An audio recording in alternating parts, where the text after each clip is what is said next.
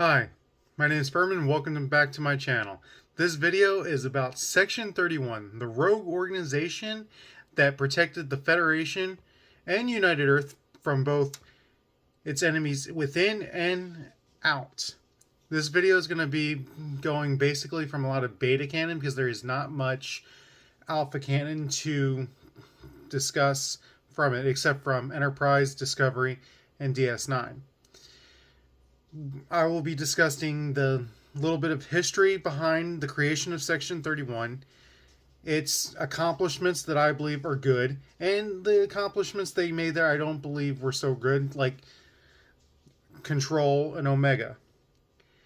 Also, I'm going to be comparing what they did to the issues that many people say, oh, they're terrible, they were behind this, they caused a great big of issues, and showing what I think the take on those instances were and how they actually were planning ahead and making a reason why they did the things they did.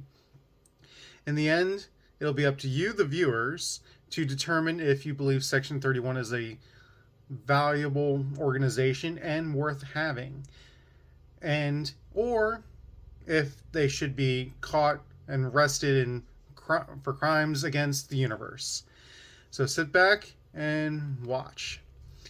So, roughly, its history dates back to 1947, where Quark, Rom, Odo, and Nog crash in Roswell, New Mexico, in the Quark's treasure. Captain Wainwright, Professor Carlin, and General Denning end up being part of an organization that is created that in reality is actually, in our reality, not in Star Trek reality, Project Blue Book. But they called it in the books series Project Majesty 12, which came about to protect from internal and external to the planet issues to America, which when United Earth was founded kind of rolled over into the whole planet, hence Section 31 being a part of Article 14, Section 31 of the Starfleet Charter, which ended up being transferred over to the Federation Starfleet. They were involved in issues with Roberta Lincoln and Gary Seven and Shannon O'Donnell. Shannon O'Donnell and Roberta Lincoln helped get Khan and his augments onto the Botany Bay and launched into space, which helped end the eugenics wars. They also worked with the Vulcan that stayed on Earth from Tamir's crew in the episode Carbon Creek. There was a lot of instances where they were basically like the Men in Black. Black suits, black helicopters. But once the 22nd century came around, they became a lot more involved in external politics and outside the planet. Big issue. Everyone's saying, oh, they kidnapped Phlox. But in reality, they stopped the Klingon Empire from collapsing, which in turn was one of the Federation's greatest allies at times. Although Federation did have issues with the Klingons over the next 100 and so years, but in reality, at the long term, they ended up becoming one of the Federation's greatest allies. They probably were thinking, wow, if we can show the Klingons that we can help them with an issue that they created using augment DNA, or at least get them stability, there would be a better chance at a long-term peace. Then you get to the 23rd century. And Section 31 is completely out. People see it. They see the black badges. They also discover that the Klingons are dealing with time travel with the time crystal.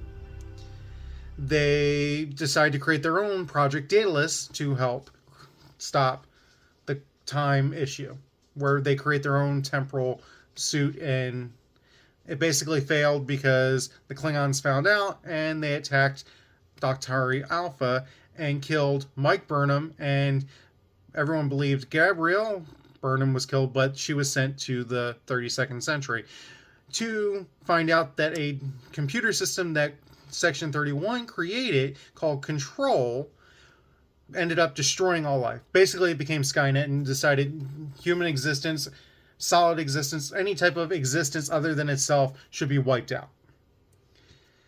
But Starfleet at the time also put into that system, used it to help them figure out battle plans, strategic operations. Admiral Cromwell, she said that every admiral in Starfleet uses it.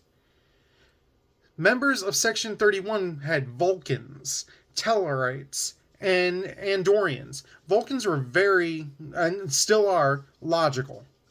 They must have seen the logical point of joining this organization as a fundamental way of protecting the Federation.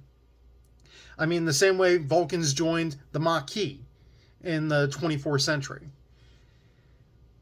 Okay, so Control was a bad idea. They literally created the end of the universe type thing. But look at it, Chernobyl. They were nuclear energy could have caused a huge meltdown, worse than it was, and could have destroyed the entire planet. Same with the atomic bomb. We created it. Look how easy that it could be detonated or get stolen. All those broken arrows they say they've never had, but I digress. That's not part of this video. It was stopped, and Section 31 went back into the shadows. Until a few years later, Kirk found out about them by the issue with Keterak and the Lantaru sector with the Omega molecule. Their theory, I believe, was, think about it, at one point, dilithium's not going to be usable anymore. We're not going to have any more dilithium. Just like on Earth, petroleum is getting low. We're going to run out of petroleum. There's no way to resupply ourselves with petroleum. So, in theory, an Omega molecule had the power of 10 warp cores. So, when the 32nd century came about and the burn happened, there would have been nobody on dilithium-powered engines. They would have been using the Omega molecule if the technology could have worked. And though it was a big accident, it also created some issues where you found out about what it caused and theories about everything, like Janeway said in the episode Omega Directive. Kirk first came into the knowledge of Section 31 when the Enterprise was sent on a covert mission to steal a Romulan cloaking device in the episode The Enterprise Incident by Lance Cartwright. Then when he went to the Lantaru sector responding to the distress signal, they came into an even bigger conclusion that there was an organization at work that he believed was detrimental to the safety and the future and the principles of the Federation.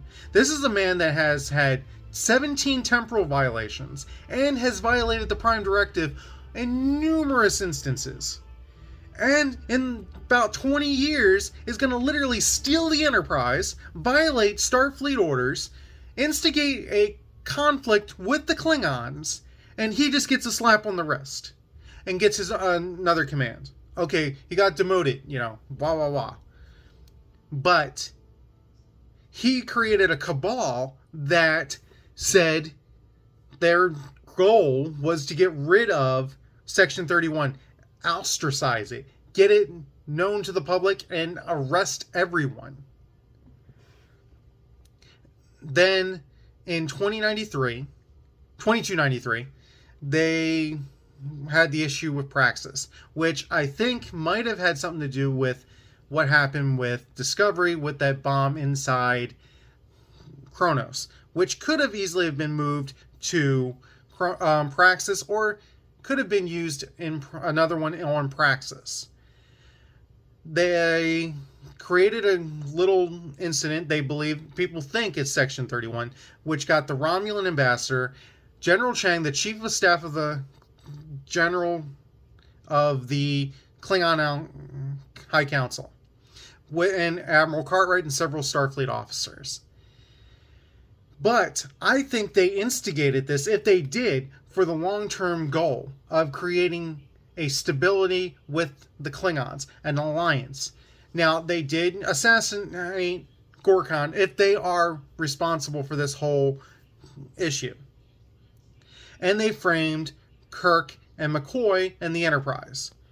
But knowing Kirk, as probably everyone in the 23rd century knew him to a fault, that he would somehow find a way to exonerate himself and continue the peace talks, which probably weren't going to go well because the Klingons were just, they're a warrior race. Why would they want to suck it up and say, oh, we need help? But if they could create an incident that needed the Klingons to see the Federation, a human, save a Klingon and risk their own life to do it, that would have been the way to do it. Because honor, the way the Klingons see it as, okay, we'll talk, peace isn't much, but action is the goal. Just like with the Enterprise C at Naranda 3. That helped cement the peace. The sacrifice of that Starfleet vessel defending a Klingon colony. So, they committed a murder, basically. They look at Sisko. He's an accomplice to murder. He literally gave Garak the opportunity to kill Senator Vreenak. But in the end, it worked. Not saying that killing someone just to get peace is the best idea, but in the long term, those people did not die in vain. There's also instances throughout the 24th century. One being during the Zenkethi War. A starship was ordered to attack a Zenkethi colony. And the Section 31 operative stopped it from happening because it would have incited the war longer, because that colony was a civilian colony that was not known to Starfleet or the Federation when they ordered that vessel to attack. So that Section 31 operative warned the Zenkethi and got this ship destroyed with only one survivor, Lieutenant William Ross, who goes on to be Admiral Ross. And Admiral Ross finds out, or Lieutenant Ross finds out who it is, and the Section 31 operative explained the situation. And Ross agreed and understood why he did it. And over time would start to help them throughout the next 20, 30 years with issues that he thought was important. Then you get to Deep Space Nine with Julian Bashir, who himself has violated orders, has lied on his Starfleet entrance exam, is illegally genetically engineered. He lied, got into Starfleet, got a medical license. Then, when he was found out, was going to resign, so there was no big deal, blah, blah, blah. And his father took the rap. And he got to keep his commission. But a couple years later, he finds out about Section 31 and believes Section 31 should be taken out, should not exist at all. They are the epitome of evil. The worst organization that ever existed. Like Odo said, it's hard to believe that the Federation wouldn't have its own organization like the Tal Shiar and the Obsidian Order. There's no way. It's just like we have covert ops now. Black ops that nobody knows about. But it's needed. Think about it. If you have a utopia like the Federation, you can't go around and assassinate heads of state and still wash your hands of it and say, ooh, yeah, we're perfect, we don't do anything wrong, blah, blah, blah. You have plausible deniability with this rogue organization. You could say that person is literally not a part of Starfleet, not a part of any Federation government-sanctioned operation. You can benefit from the operation, but you completely say, I washed my hands of it. I had nothing to do with it. That is a rogue citizen that basically committed a crime. And the worst crime ever. You should punish him. And still save face. People say that Section 31 is arrogant, illegal. They commit multiple crimes, murder, genocide. Think about it.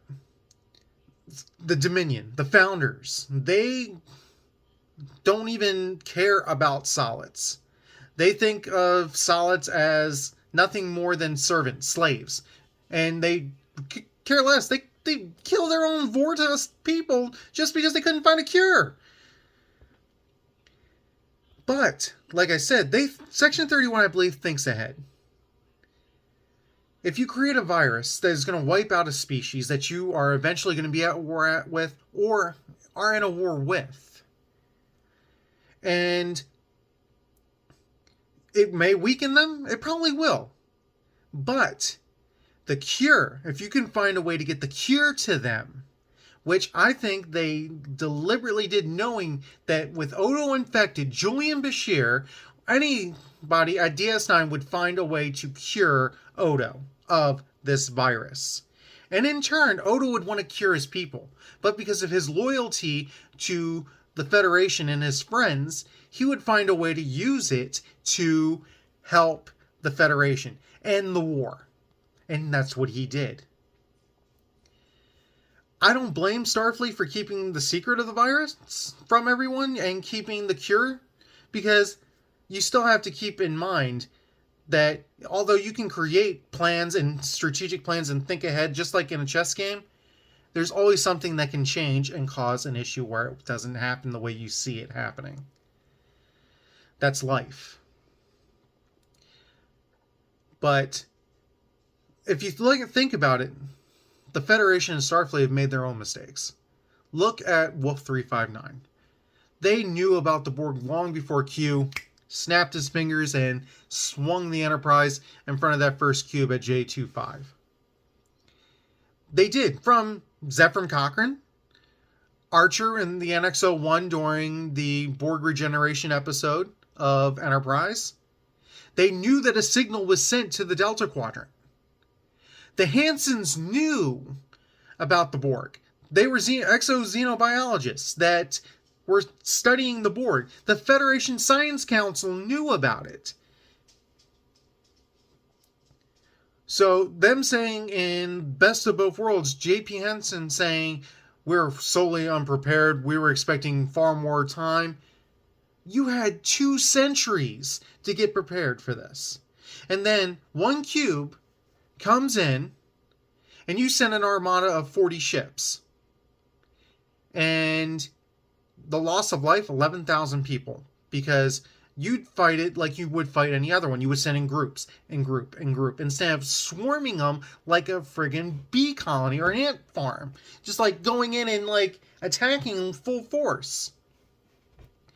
Then during the Dominion War, the capital of the Federation, you leave one ship in orbit and one in space dock during the height of the Dominion War and the Breen attack. You're telling me that that wasn't a mistake? You shouldn't have had at least the Third Fleet sitting there within the Sol system?